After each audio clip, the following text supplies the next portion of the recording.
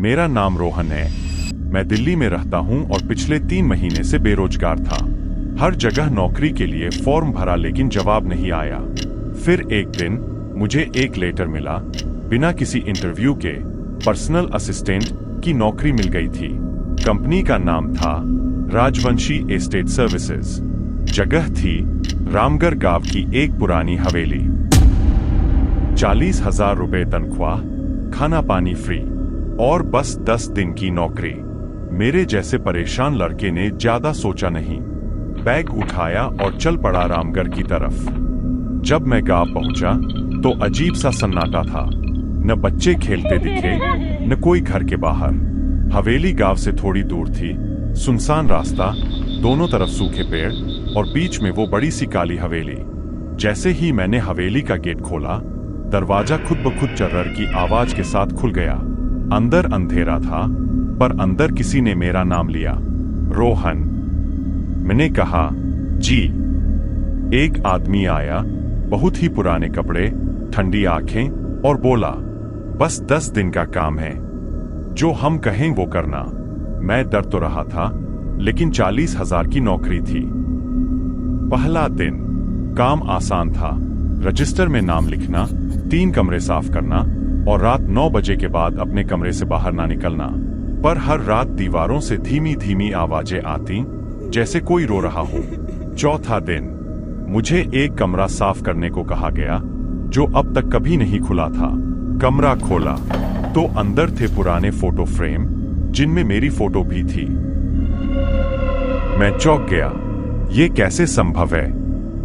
पीछे से वो मालिक आया और बोला, हम तुम्हें पहले भी लाए थे, भूल गए? 5वां दिन रात को अब सपने नहीं, हकीकत में चीजें होने लगीं। दरवाजा अपने आप खुलना, पानी की टंकी से खून टपकना, बाथरूम का शीशा दिखाता था किसी और को। और सबसे डरावनी बात, मेरे कमरे के सामने रोज कोई दरवाजा खटखटाता था। 3 बार, बस 3 बार। 8वां दिन अब मेरी हालत बिगड़ने लगी थी। मैंने गांव के एक बूढ़े बाबा से बात की। उन्होंने कहा, बेटा, हवेली का वो लेटर नकली है। उस हवेली में 30 साल से कोई नहीं रहता। हर साल एक बंदा आता है और फिर कभी लौट के नहीं जाता। मेरा खून जम गया। 9वां दिन मैंने भागने की कोशिश की, गेट तक पहुंचा, लेकिन हर बार उसी हवेली के अंदर पहुंच जाता। तुम अब बाहर नहीं जा सकते। इंटरकॉम से आवाज आई, वही माल। अब हवेली ने अपना असली चेहरा दिखाया। 10वां दिन 10 की रात, जब सब कुछ खत्म होता दिखा।